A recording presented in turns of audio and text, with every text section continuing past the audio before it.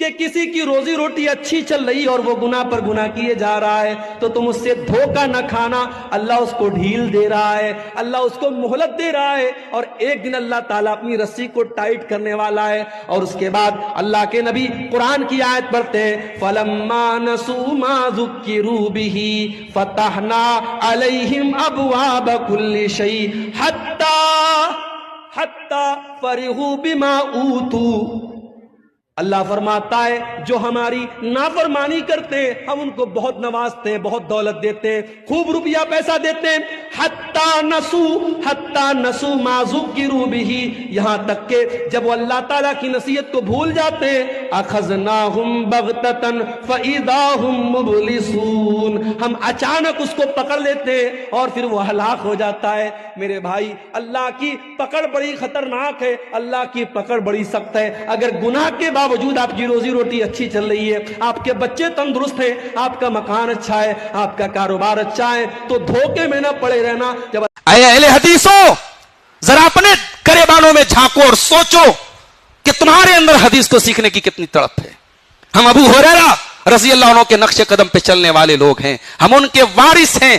صرف نام کے اہل حدیث نہ بنو, کام کے اہل حدیث بنو. ہر اہل حدیث کے گھر میں مختصر سی صحیح حدیث کی ایک کتاب ہونی چاہیے. اہل حدیث کا بچہ کچھ حدیثوں کو یاد کرے ہو, ایسا ماحول بناؤ کہ ہمارے بچوں کو بھی حدیثیں یاد ہو, ہمارے گھر کی عورتوں کو بھی حدیثیں یاد ہو. حدیث کو سیکھنے کی, حدیث کو یاد کرنے کی تڑپ بھی ہمارے اندر ہونی چاہیے.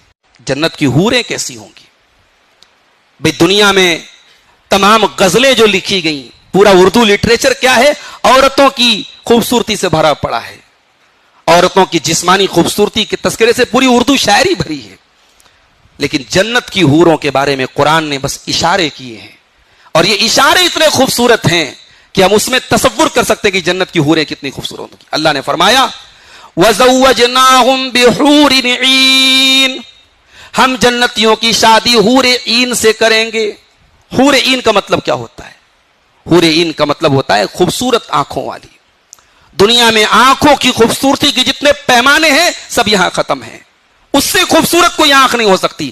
دنیا میں ایک نسوانی حسن کی جب بات کی جاتی ہے تو سب سے پہلے آنکھوں کی بات کی جاتی ہے. اسی لیے اللہ تعالیٰ نے حوروں کا جب ذکر کیا تو پہلے جنت کی حوریں کیسی ہوں گی.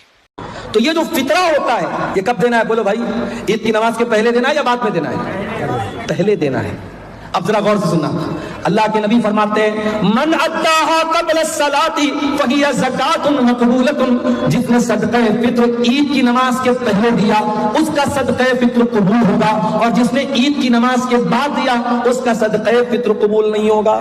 فار ایگزامپل, میرے پریوار میں 10 لوگ ہیں, ہم بھائی بہن میری بیوی بچے سب ملا کے مثال دے رہا ہوں 10 لوگ ہیں. اب مان لو 2.5 کلو مجھے اناج دینا ہے صدقہ فطر میں. اب 2.5 کلو 10 لوگوں کی طرف سے کتنا ہو گیا؟ 25 کلو. اب مان لو عید اگلے دن ہے اور آج رات میں غلہ لینے گیا, اناج لینے گیا, دکان بند ہو گئی.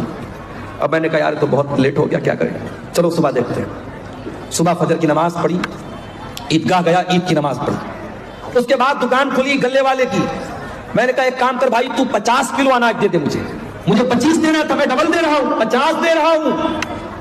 لیکن اللہ کے نبی فرماتے ہیں کہ آپ نے عید کی نماز کے بعد میں دیا تو آپ کو صدقہ فطر کا ثواب نہیں ملے گا. کوانٹٹی ڈبل ہو رہی ہے, میں ڈبل ماترا میں دے رہا ہوں, مگر وہ ثواب نہیں ملے گا. صرف 15 منٹ کا فرق پڑ گیا. نماز کے پہلے دیتا تو صدقہ فطر قبول ہو جاتا, نماز کے بعد دے رہا ہوں تو قبول نہیں ہوگا. یہ ہے شریعت. عبادت کیسی؟ عبادت رسول